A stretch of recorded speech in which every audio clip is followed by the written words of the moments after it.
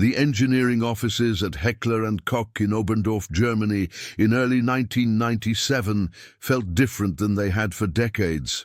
The sound was the same: drafting pencils on paper, the click of mechanical calculators, low conversations in German technical vocabulary, but something fundamental had shifted in the air. On one engineer's desk sat two objects that told the whole story: a gleaming MP5 submachine gun, all machined steel and precision roller mechanisms, and a marketing report showing declining security budgets across NATO countries. The juxtaposition was stark. Ernst Mausch, who had spent 20 years perfecting the MP5 family, stood at a drafting table with a problem that felt almost philosophical.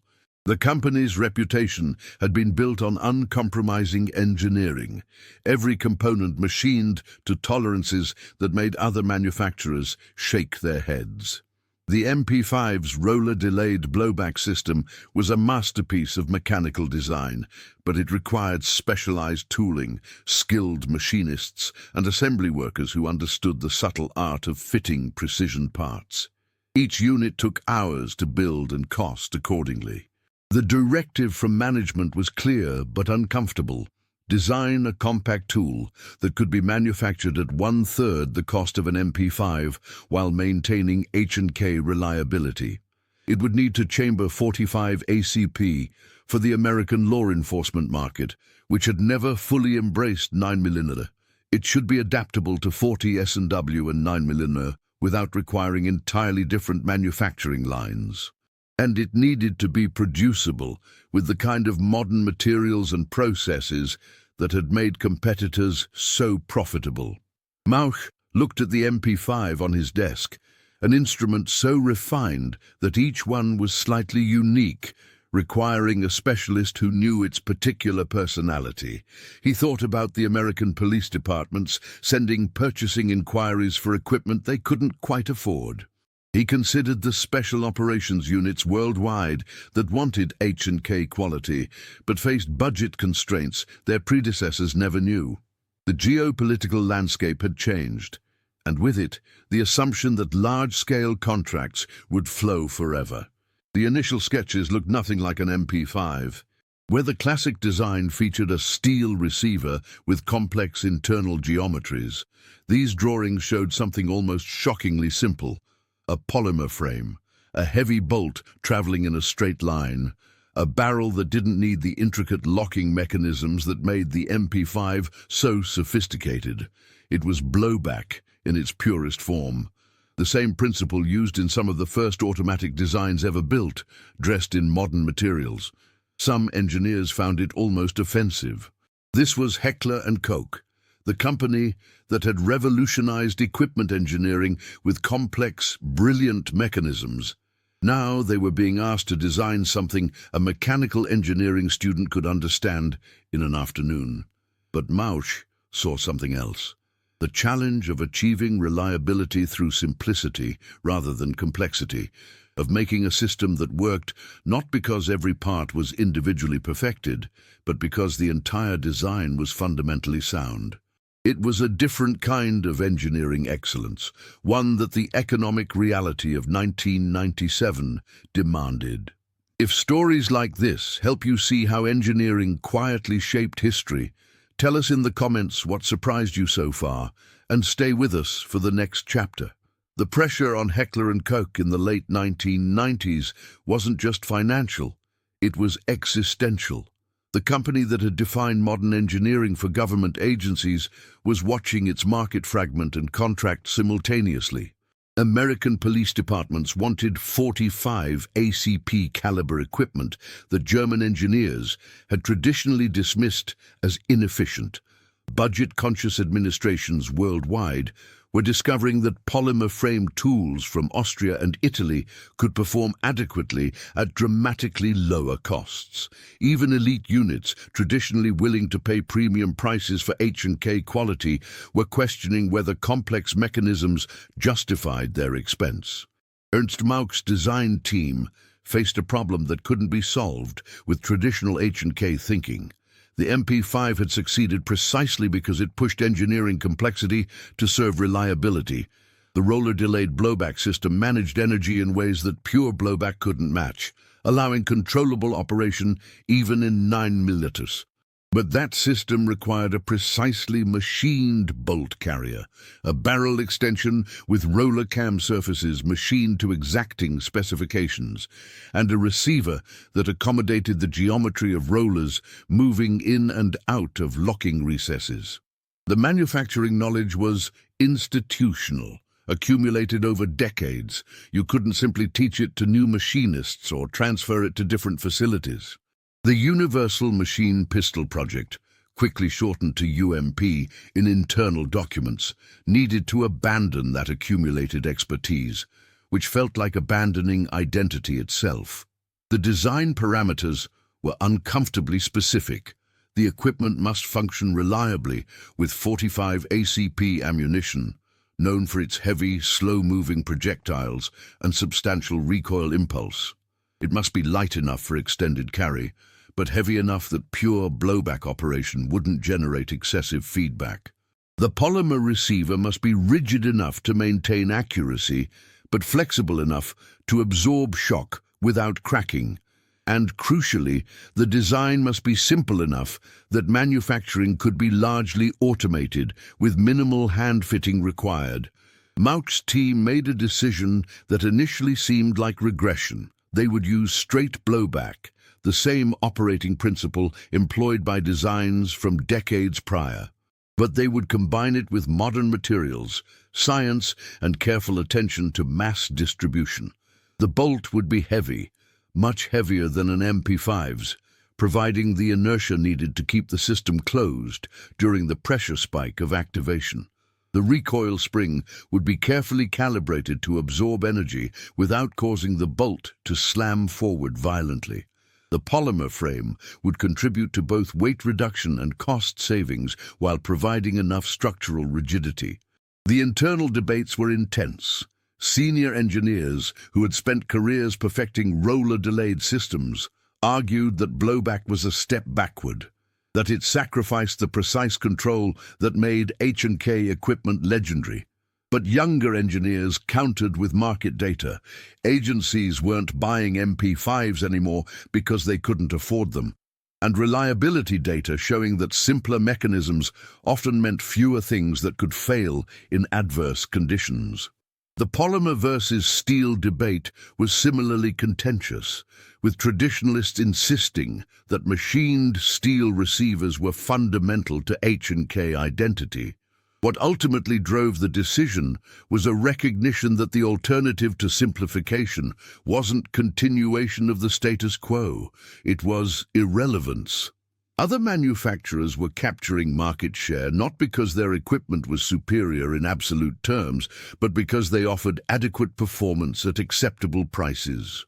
Heckler Koch could maintain its engineering purity and watch its market share decline, or it could adapt its definition of excellence to include economic viability. The UMP represented the adaptation choice, even though it meant challenging assumptions that had guided the company for decades. The engineering logic of the UMP's blowback system represented a return to fundamental principles, stripped of the refinements that had defined H&K's previous work. At its core, blowback operation relies on the relationship between bolt mass, spring resistance, and chamber pressure over time. When a cartridge is triggered inside the chamber, the expanding gases push in all directions simultaneously. The projectile accelerates forward through the barrel, while an equal and opposite force pushes backward against the bolt face.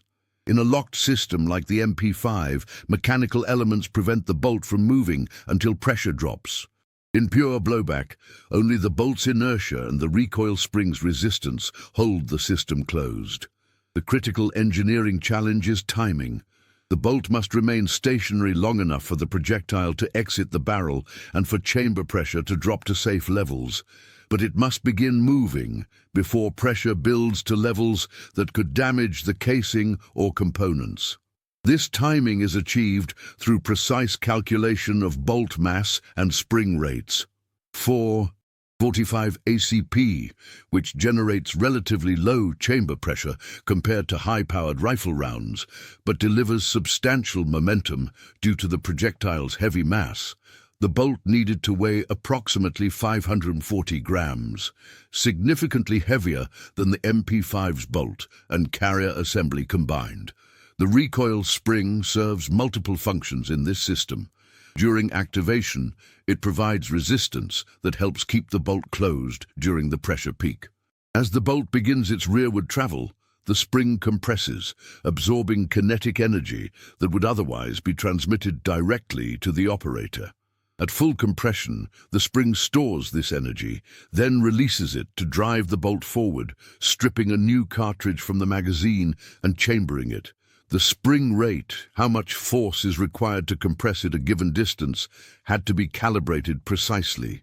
Too light, and the bolt would cycle too quickly, potentially causing extraction failures or excessive feedback. Too heavy, and the system might fail to cycle reliably with all ammunition types.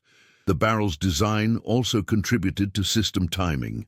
Unlike the MP5, which used a barrel extension and locking elements, the UMP's barrel simply secured into the polymer receiver, with the chamber positioned to align with the magazine feed. The barrel's mass and the friction between the casing and chamber walls during extraction provided additional resistance to bolt motion. Engineers calculated these factors carefully, understanding that the chamber's slightly rough surface finish, deliberate, not accidental, created controlled friction that slowed extraction just enough to ensure safe pressure levels. The polymer receiver introduced variables that steel receivers didn't present. Polymer flexes under stress in ways that steel doesn't, which meant the receiver walls would absorb some energy during use. This was actually advantageous for the operator, as the material's slight give dampened the impulse transmitted to the hands. But it required careful structural reinforcement around stress points, the barrel mounting area, the bolt travel channel, and the magazine well. Engineers used steel inserts at these critical junctions, overmolded during the injection molding process, creating a hybrid structure that combined polymer's advantages with steel's strength where it mattered most. The elegance of the system lay in its predictability.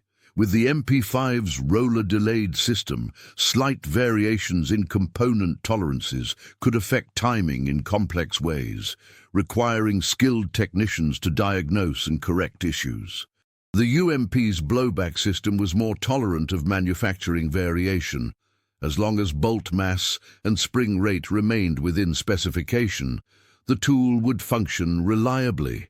This tolerance translated directly into manufacturing efficiency and reduced unit costs. Do you think this design choice was inevitable or a risky gamble at the time? Share your view in the comments and pass this story to someone who enjoys understanding how things really work.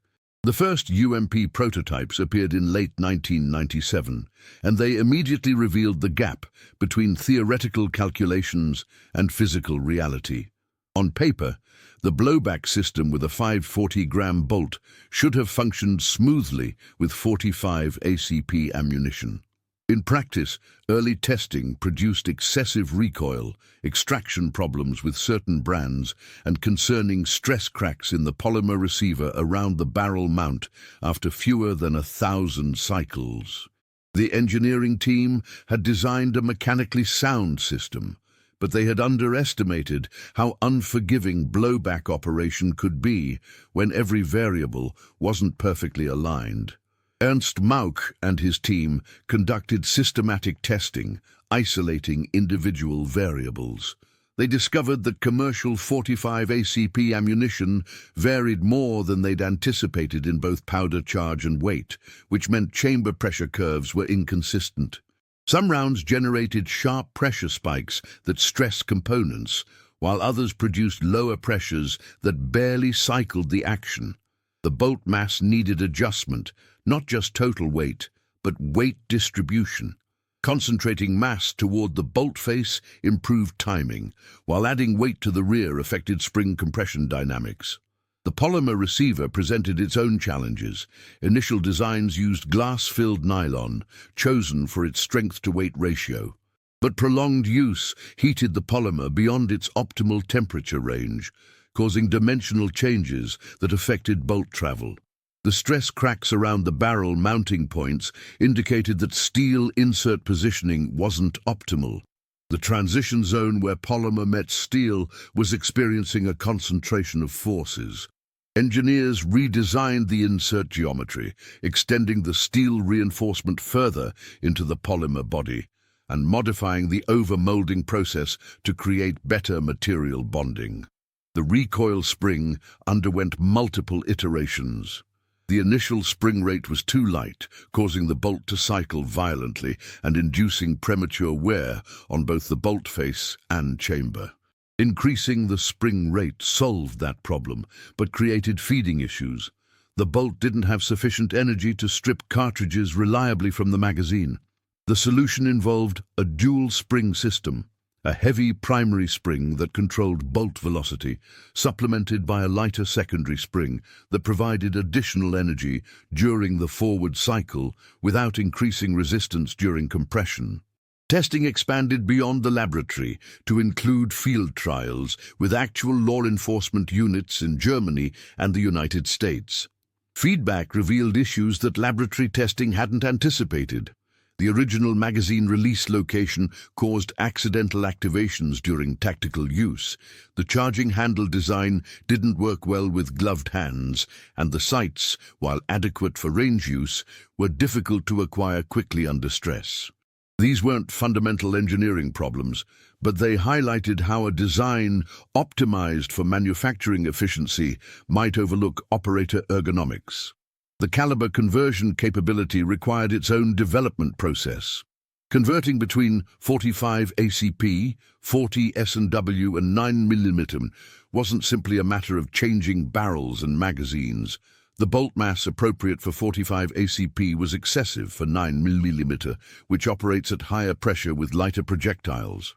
Engineers developed caliber-specific bolt assemblies with different masses and spring rates, but they maintained commonality in receiver dimensions and control components.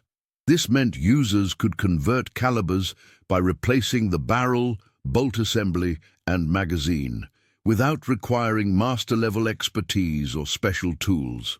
By mid-1998, after thousands of test cycles and multiple design iterations, the UMP had evolved from a promising concept to a functionally mature system. The polymer receiver had been redesigned with improved steel inserts and better material selection. The bolt mass and spring rates were optimized for reliable function across a range of ammunition specifications. Ergonomic refinements made the tool more practical for actual use. The final design retained the economic advantages of the original concept while addressing the practical realities that only testing could reveal. The revelation that defined the UMP's significance came not during its design phase or even its testing, but in the years following its introduction, when engineers and end users began to fully appreciate what Heckler & Koch had actually accomplished. The UMP wasn't remarkable because it introduced innovative technology. It explicitly didn't. It was remarkable because it demonstrated that sophistication and simplicity weren't opposites, but rather different responses to different constraints. The tool operated on principles older than most of the engineers who designed it, yet it succeeded in a market that the company's more complex designs were losing. The final curiosity that explains the UMP's meaning crystallized around this observation. The design used the exact same fundamental operating principle as the Thompson submachine gun from 1921. Pure inertia-based blowback with a heavy bolt and recoil spring. Nearly 8 decades separated these designs, yet mechanically they were philosophical cousins. But where the Thompson weighed over 4.5 kilograms and cost the equivalent of several thousand modern dollars to manufacture, the UMP weighed just over 2 kilograms and could be produced at a fraction of historical costs. The engineering achievement wasn't inventing a new mechanism, but rather recognizing that an old mechanism, combined with modern materials and manufacturing techniques, could solve contemporary problems more effectively than complex new designs. This realization challenged fundamental assumptions about engineering progress. Throughout the 20th century, equipment design had generally moved toward increasing mechanical complexity. Locked systems, rotating bolts, gas operations, and roller delays, each generation adding sophistication to solve problems or extract marginal performance improvements. The UMP represented a reversal of that trajectory, a recognition that complexity had produced diminishing returns. A police officer responding to an incident didn't need the mechanical elegance of an MP5's roller-delayed system. They needed a tool that worked reliably, could be maintained with basic tools, and didn't require departmental budgets to absorb thousands of dollars per unit. The polymer construction contributed to this philosophy in ways that extended beyond cost savings. Traditional steel designs required extensive machining, cutting, milling, grinding, and finishing operations that transformed raw material into functional components through subtractive processes. Polymer components emerged from injection molds, nearly complete, requiring minimal finishing. This wasn't just economically advantageous, it fundamentally changed how design errors were corrected. Modifying a machined steel part might require retooling multiple machines and retraining operators. Modifying an injection-molded part meant cutting a new mold, expensive, but a one-time cost that affected no subsequent operations. The caliber adaptability revealed another dimension of the design's intelligence. The MP5 family included variants in different calibers, but each was essentially a distinct unit, requiring separate manufacturing processes and inventory streams. The UMP's modular approach meant an agency could purchase units in 45 ACP, then later convert some to 9mm if mission requirements or ammunition availability changed, using the same training, holsters, and institutional knowledge. This flexibility had tangible value that pure specifications didn't capture. It was engineering that acknowledged organizational realities rather than existing purely in technical isolation. What made the UMP's simplicity profound, rather than primitive, was its acknowledgement of context. Blowback operation in a high-powered rifle cartridge would be mechanically impractical, pressures too high, impulses too violent. But in a compact tool using pistol-caliber ammunition at relatively low pressures, blowback became elegant efficiency. The design didn't claim universality, it claimed appropriateness for specific applications. That distinction separated pragmatic engineering from dogmatic engineering, wisdom from mere technical knowledge. The UMP's legacy extends beyond sales figures or deployment numbers to represent a philosophical shift in how engineering excellence can be defined. When Heckler & Koch introduced the design in 1999, industry observers weren't quite sure how to classify it. Was this innovation or regression, sophistication or compromise? 2 decades later, the answer became clearer. It was maturity. The kind of maturity that recognizes not every problem requires maximum complexity, that sometimes the most sophisticated solution is the one that solves the problem most directly. In the years following the UMP's introduction, the broader industry showed signs of absorbing its lessons. Other manufacturers began questioning whether their own designs had accumulated unnecessary complexity, whether features that theoretically improved performance were justifying their manufacturing costs and maintenance requirements. The UMP didn't start this trend alone. Polymer-framed equipment from other major brands had already demonstrated that traditional materials and methods weren't always optimal, but it extended the philosophy to a category that had been dominated by sophisticated mechanisms for decades. The tool found its market primarily in law enforcement and specialized security roles rather than large-scale military applications, which was itself significant. Military procurement often prioritizes absolute performance over cost efficiency, willing to pay premium prices for marginal advantages. Law enforcement agencies, especially in the post-Cold War era of tightening budgets, needed equipment that performed adequately at justifiable costs. The UMP served this market precisely because it didn't attempt to be the absolute best. It attempted to be sufficiently good at a sustainable price point. That distinction represented a more honest approach to engineering design than the pursuit of theoretical perfection, regardless of practical constraints. The caliber adaptability proved particularly valuable in international markets, where ammunition availability varied by region and doctrine. European agencies could standardize on 9mm, while American departments could use 45 ACP. Yet both could train operators on essentially the same platform with the same manual of arms. This standardization advantage wasn't revolutionary. Modular designs had existed before, but the UMP implemented modularity without requiring complex technician-level procedures, making it practical for agencies with limited technical support infrastructure. Perhaps most tellingly, the UMP influenced how Heckler & Koch approached subsequent designs.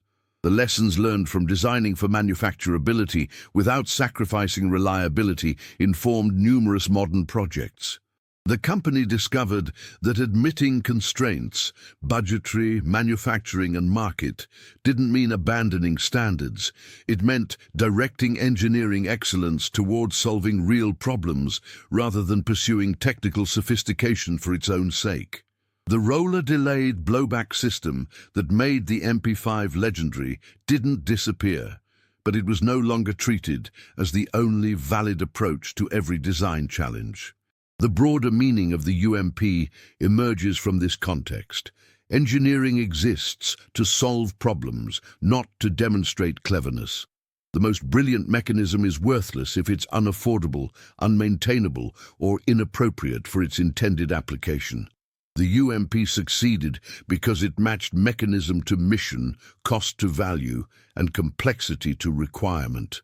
It proved that sometimes the engineer's job isn't to invent something unprecedented, but to recognize when existing principles, properly applied with modern understanding and materials, can serve better than novel complexity. In the history of engineering, the UMP stands as evidence that progress isn't always linear, that looking backward can sometimes point forward, and that the most sophisticated solution is often the one that honestly addresses the problem at hand, rather than the problem you wish you were solving. Heckler & Koch built their reputation on uncompromising excellence, and the UMP demonstrated that excellence includes knowing when simplicity serves better than sophistication. If you enjoy calm, true stories about how engineering shaped the world, subscribe to the channel, leave a like, and tell us from which country you're watching.